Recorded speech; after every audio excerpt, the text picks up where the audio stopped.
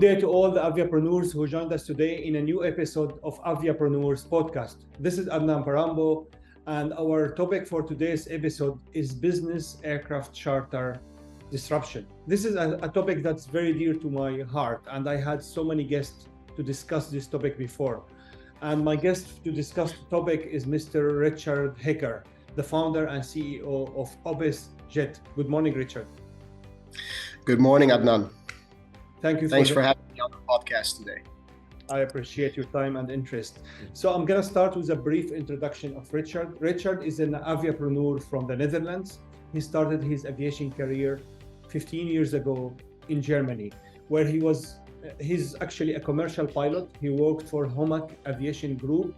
Besides flying their business aircraft, he was also the post holder of ground operations at the age of 27, which is almost the youngest in Germany and maybe in Europe. He was also a main contributor to that company getting their air operator certificate.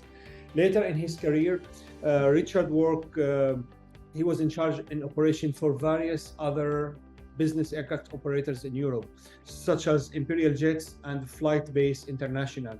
Later, he was in charge of business development for Europe for some of the leading trip support companies, such as United Aviation Services and Moonjet Flight Support. At a later stage in his career, Richard was the CEO of Excellent Air in Germany till in August 2020. He started Opes Jet, an online marketplace for booking private jets digitally. And that's the start of discussing today's topic, which is disrupting business aircraft charter. So Richard, so many companies promised to disrupt how business travelers book and fly private jets. Earlier in the podcast, I talked to the founders of Mirai Flight, Aerobid, and GetJet. And now I'm talking to you, the founder of GetJet. So many people are promising to disrupt so many of the current businesses and many other businesses which started in the past. Some of them are still in operation. Some of them are already shut down operation. But you promised me that Opes Jet are going to be different. So how are you going to be different? First of all, I think disrupting a market is done by a group of people, and the people you've mentioned before. We need them. We need them to pave the way for us, as we pave the way for them. Bob and Mirai Flights, even Aerobid, some of these guys I was on the panel with at Mace, if you recall. Yeah. So we need each other, and I like that. The key difference I would say between Opes Jet and every other platform out there today is transparency. And that sounds like maybe a bit of a simple word to use. Everybody uses transparency nowadays, but where others actually claim to be transparent, we really deliver on that promise. We offer the client direct interactions with the operator without filtering anything in between. So when a client sets up his flight request, that entire sort of mission parameter will be immediately forwarded to all the operators that use Opes Jet, even the operators that do not yet use Opes Jet. And those people can then immediately interact directly with the client and, negotiate if needed to the final euro. And once everybody's happy, a flight is booked. And that's at that point only we take a commission. And we take a commission only from the member, from the user that uses our platform. Operators, because operating aircraft is expensive enough as it is. We said, look, this is not, we want to make it a level playing field. We're not going to charge operators. We're only going to charge members. And that's how we're very different. So you make your money from the actual, from the clients, the members of Opes Jet. So clients for Opes Jet are end users, actual flyers. You are not targeting brokers, right?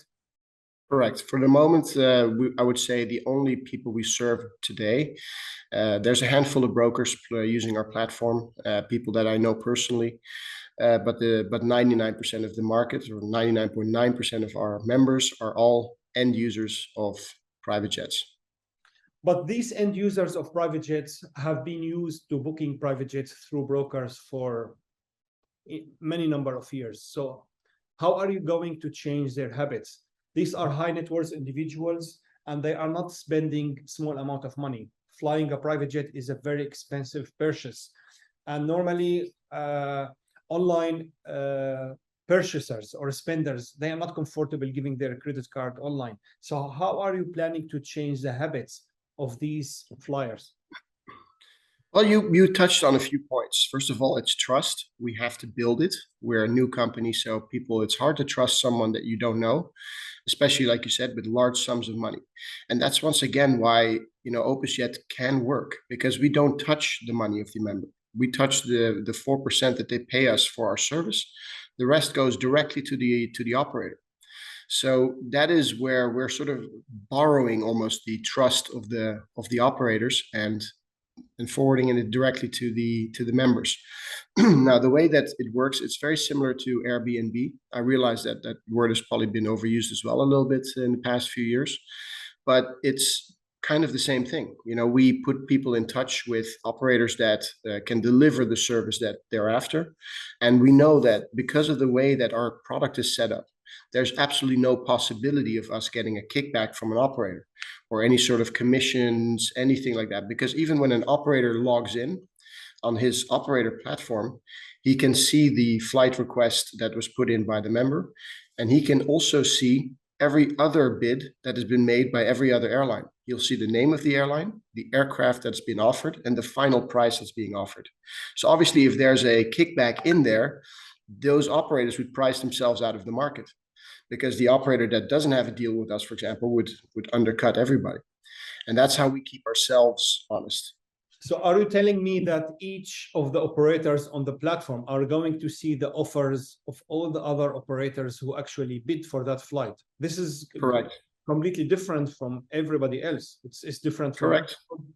Because and actually, I should probably, sorry to interrupt, I should probably go back a step and explain how we even get the member to set up their flight requests. So of course, there's the standard set up your mission parameters. I'm going to fly on a particular date at a particular time with an X amount of passengers. I bring a dog or a cat or whatever.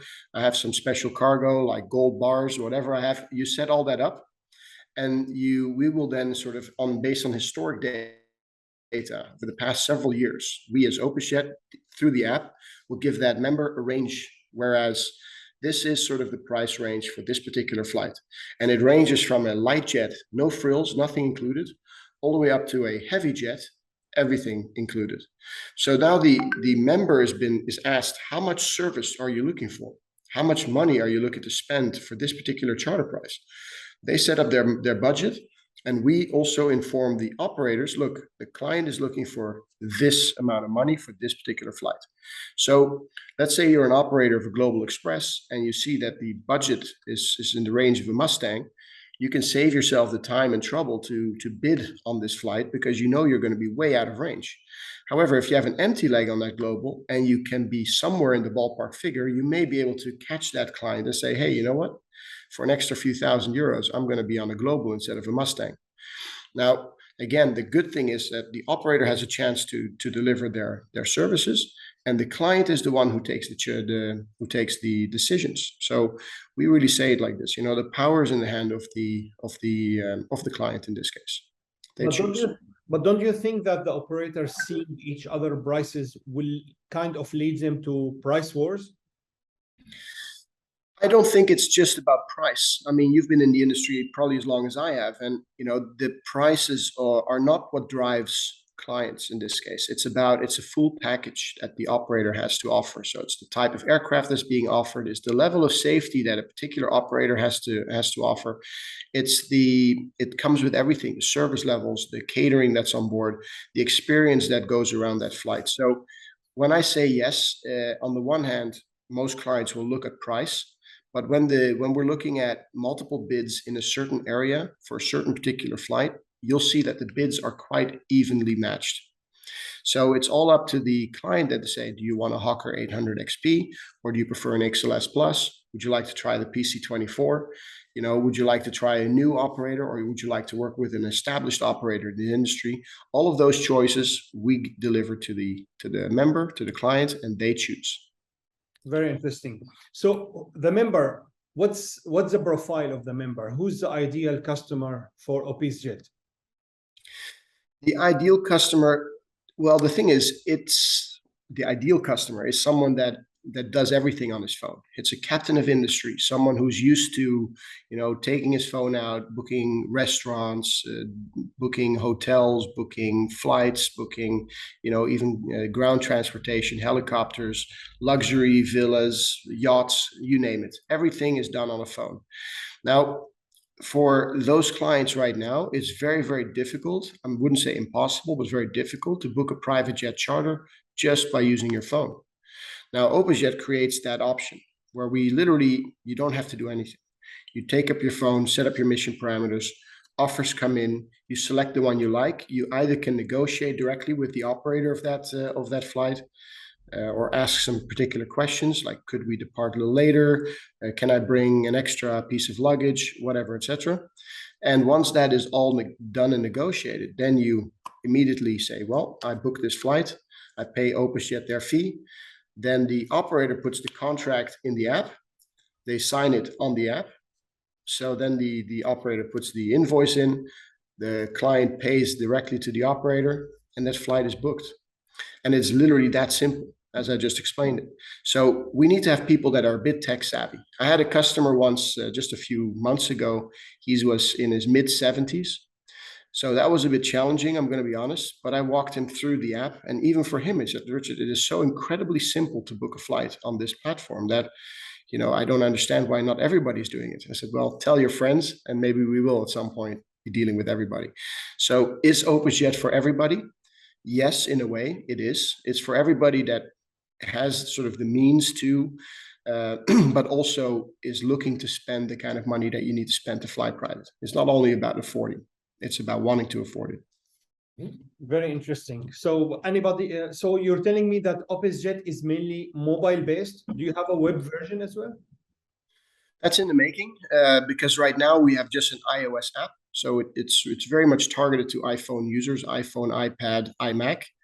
But that's of course something where we have to expand towards an Android phones, web-based bookings, etc.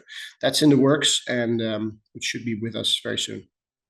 Very interesting. So last month we were together in Mace, and you just mentioned that you were in a panel with Aerobid and with Mirai Flights, and you were asked by the moderator, our friend Tatiana, about which one is difficult, getting the operator to the platform or gaining the customer. And many of the people on the panel mentioned that getting operator on board is even harder than the customer. From my point of view, as a user of business aviation, I think getting a customer is much harder. But everybody was mentioning that supplier, which is the operator, is more important. So what's your experience?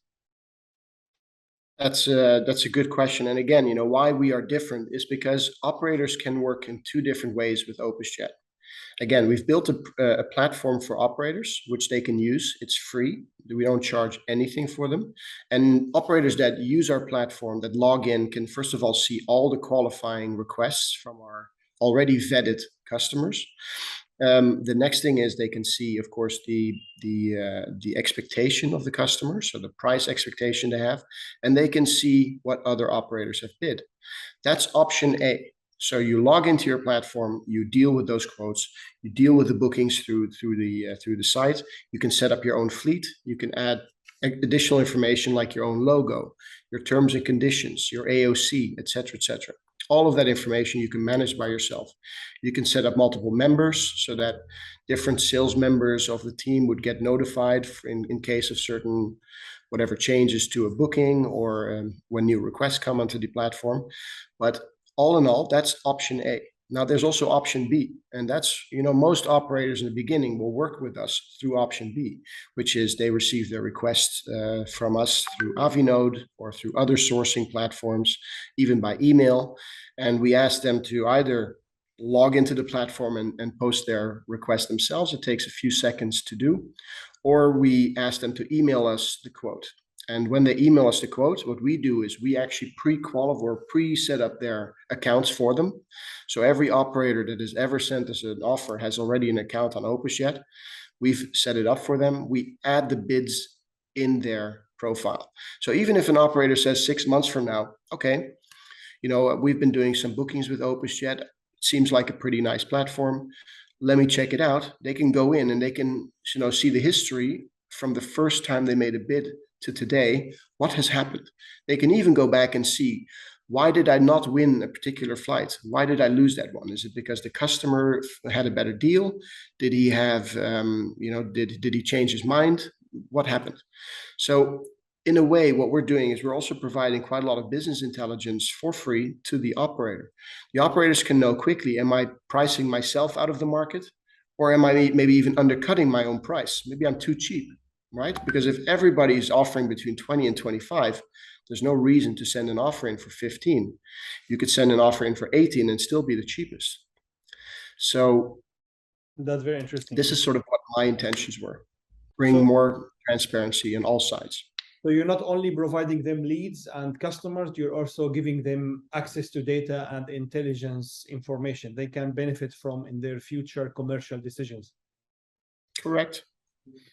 Yeah, and what in your answer, it was very interesting to mention that sometimes you are acting on behalf of the operator. For the operators who are not already on the platform, you act as the operator. You go and source the price and you submit it to the customer. And then if the customer chose it, then the operator will win the business. This is actually very smart. But I would like to ask you here, once OpesJet achieves its big potential, everybody is using OpesJet or any of the other digital booking platforms. What will happen to the brokers? Do you think the industry is going to change? I mean, currently, if you look at the travel agents, very few people use travel agents to book tickets. That's why travel agents are specializing in other areas, which is providing the tour packages, a full package between ticket, hotel, transportation, and other services. So what's going to happen to the private jet charter brokers? And then this is a question I get a lot, obviously. So are we trying to kill the broker model? No, we're not actually trying to do that. What we're trying to do is provide an alternative. So there is no alternative. The only way now for a customer to book a private jet is to go through a broker. Unless you have a good relationship with an operator and you're living in that area and that operator is a base operator that always departs from a particular airport, you're never going to get the best deal if you only work with operators. You have to go through to the broker. A friend of mine told me once that, the key difference is that when you're a member or sort of a private jet user and you're looking for a charter flight, you speak to an operator, they will give you the solution that they have for you. It could be whatever. The smallest plane could be a Global Express. So that's the plane you should use for, Paris to Nice. However, if you speak to a broker, they have access to all the markets. Now, a broker doesn't just take your money. I mean, they have to educate the clients.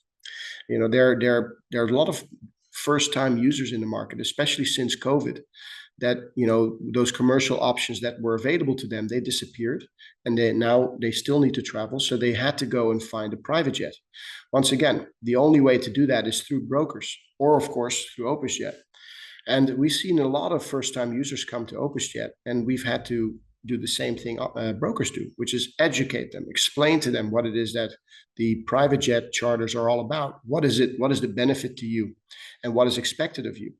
So once you fully explain that, that's when they are ready to even sort of communicate directly to the operators. And that's also why we've set up multiple barriers or filters, I would almost say, to let customers into our platform. We cannot just, let everybody in as much as I would like to. So I go back then to the profile of the customer. So you cannot let everybody in. So what's the criteria of the customers you let in? I mean, there's a lot of, in this case, there's a lot of benefit of the doubt. If a customer tells me, well, I've never flown private before, but I'm willing to pay 4,000 to 5,000 to 6,000 euros per hour to fly from A to B. I do want to try this model out. I have an idea of what I'm talking about. After sort of even reading our literature that we send to them, they still come back to us and say, yeah, I've read it and I'm interested. I want to do this. Even then, we let them into the app, but they are sort of an unverified user on our platform. Unverified users can use the app, but their requests do not go to operators. So once they set up their first flight request, we give them a call. and we walk them through everything. We explain how it all works. We explain again what's expected, and so that we help them even sometimes amend their first request to make sure it makes sense. For example, a customer in Paris who wants to fly to London, he's used to flying Charles de Gaulle to Heathrow. Now we say, look, if you're going to fly private, you don't want to do Charles de Gaulle to Heathrow. You want to do Le Bourget to Beacon Hill, and you're going to save a hell of a lot of time and a lot of money. So once he says, okay, I like this, I'm going to try it, then we, once he's been on the app a few times, we switch him to a verified status. Verified users can communicate directly with all our operators. And that's sort of when I say it, there is no perfect, how do you call it? There's no perfect customer. Every customer is potentially a real user, because even a person who works for a mid-sized company, you could be a mid-sized manager at a mid-sized company. The flights within Europe are quite short, and business jet travel offers direct travel from point to point. If you're 5 or 6 businessmen and you have to go to a particular location, flying 5 times, 6 times, 6 tickets business class, you have a meeting at 10 a.m. on a Tuesday, you're going to have to fly there on Monday. That's 6 times hotel, etc., etc. You don't know how long the meeting lasts, so your flight back is on Wednesday morning. So these people lose 3 days of productivity and pay 6 business class tickets, 2 times 6 overnights. If you then compare it to a private jet flight for that same route, you realize that you pay for the aircraft. It doesn't matter if I put 1 person in it or 6. So I get the same price. And all of a sudden, Tuesday morning out, Tuesday afternoon back, it becomes a no-brainer. So can those people normally afford flying private? Maybe not, maybe yes, I don't know. But we give everybody the benefit of the doubt. So OpesJet, as you mentioned, is a curated marketplace, a curated platform where you verify users. You try not to annoy operators with a lot of requests unless the customer is a real verified customer. This is a very interesting aspect, actually.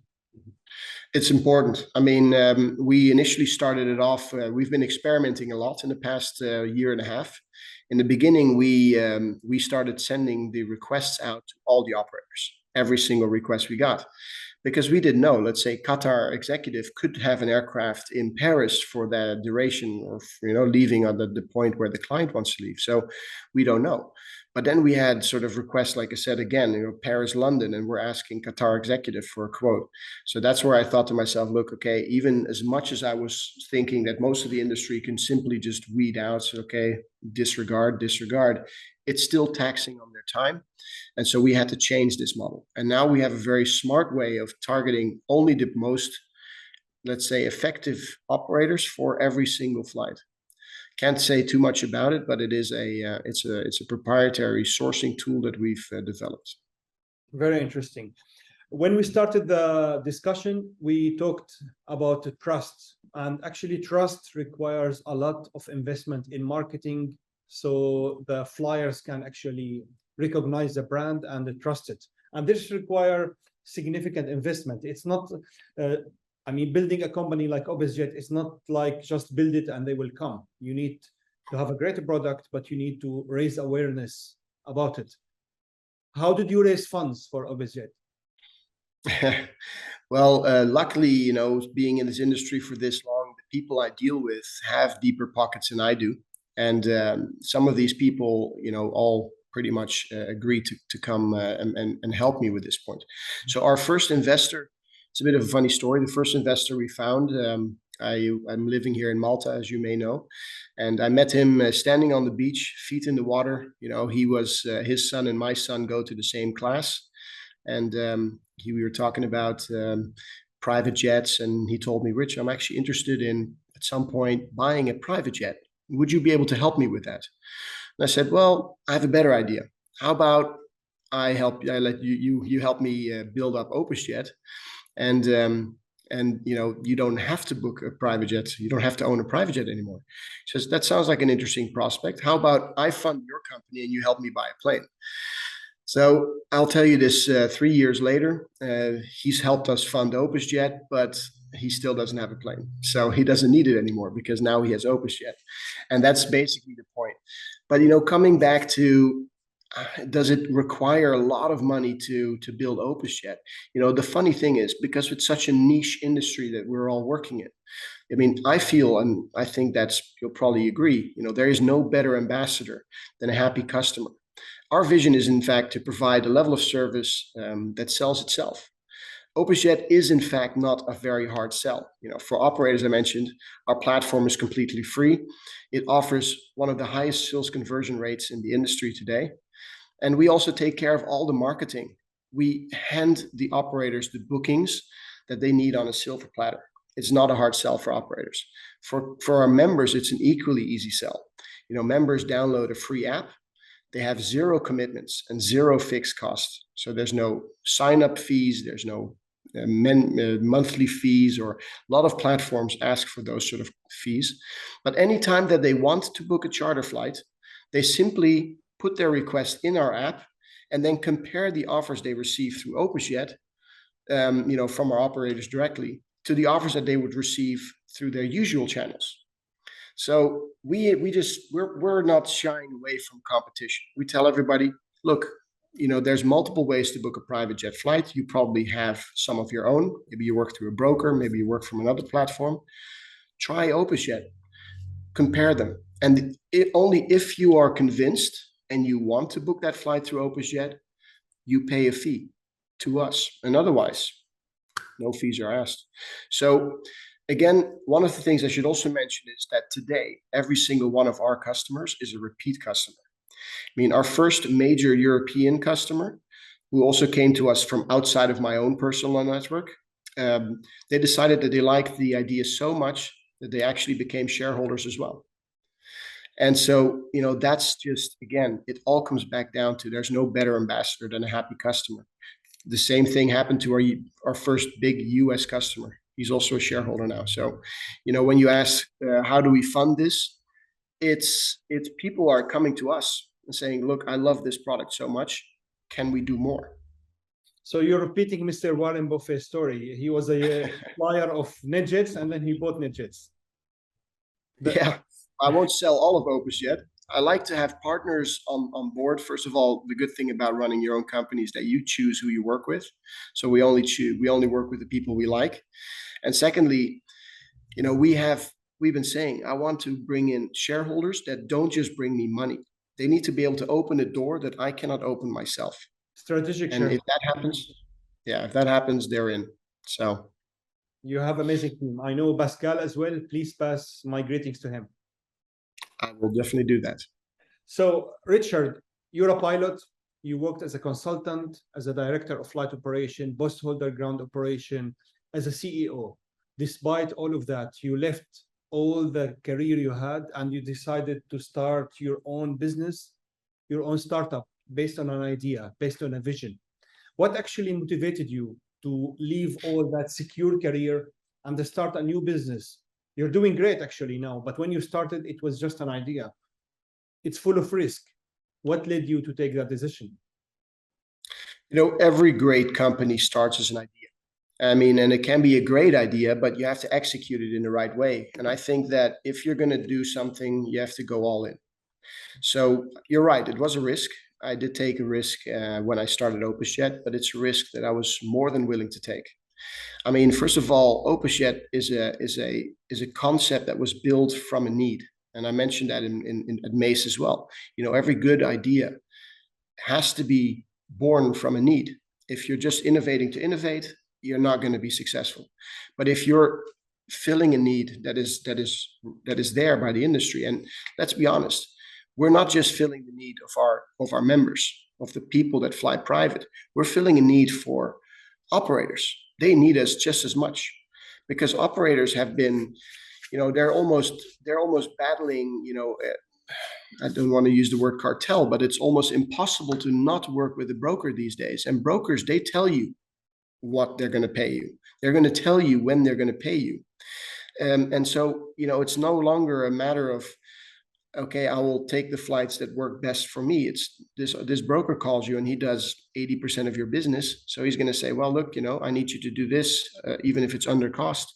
And I'm not going to pay you right away. I'm going to pay you end of next month because that's just the way it is. And I've been in that situation for years, but I would like to offer the clients an alternative. If you don't want to go through a broker, if you are happy to book your own flights, then go and try out Opes. And again, there's no commitments. If you like it, you pay. And if you don't like it, it's free. I wish you all the best, Richard, and your great team. You're doing great stuff, and I hope to see Opes in achieving the mission and the vision you have chosen for it. Thank you very much, Adnan, and I appreciate you having me on the show. Definitely. Before we close, I'm sure all the aviation professionals listening to us today would like to hear a piece of advice from you. What shall they do so they can have their ideas fulfilled into reality and their visions actually becoming a successful enterprises? What paths they should follow? What should they do to achieve what you have achieved? May sound a bit corny, but no dream is too big, first of all. I mean, you got to follow your dream. You got to follow your heart, and don't be afraid. There's no straight path to success. Doesn't exist. Every successful person has had, hundreds, if not thousands of ups and downs, and most of them are downs, and you have to go through them to get stronger. And at some point, if you do what you believe in, no one is going to be able to tell you that what you're doing is wrong, and you'll be successful in whatever field it is. I mean, I can, coming back to the story I had before, I have quite a few people that are quite successful in their own fields. And I don't want to overrun your podcast too much, but, I know people in the Netherlands who maybe one of the richest people I've met back then. He was a roofer. So he builds roofs on houses. And he quit school when he was 15, and he started doing this in his area, and people started to recognize that his job, he really liked what he did. He really enjoyed it. So more and more people asked him, hey, could you do my roof? Or could you do this one and this one? And before you knew it, he had so much work that he couldn't do it on his own. So he started training others to take care of it the way he did. So, and of course, as you can already imagine, this expanded into a huge business of over 300,000 people that made him one of the richest people in the Netherlands. And so when I have friends of mine asking, yeah, my son wants to be a whatever it is, he wants to be an actor or something, or a musician. Said, but he's not going to make any money with that. I said, look, if you or your kids are following their own dreams, they're going to be successful in their own field because they enjoy what they're doing. And success is measured in many different ways. I think money is the easiest way to do it, but I think happiness is probably the best. So if you're doing something that you're not enjoying, don't do it. Do something. Go find something that you really enjoy and do that.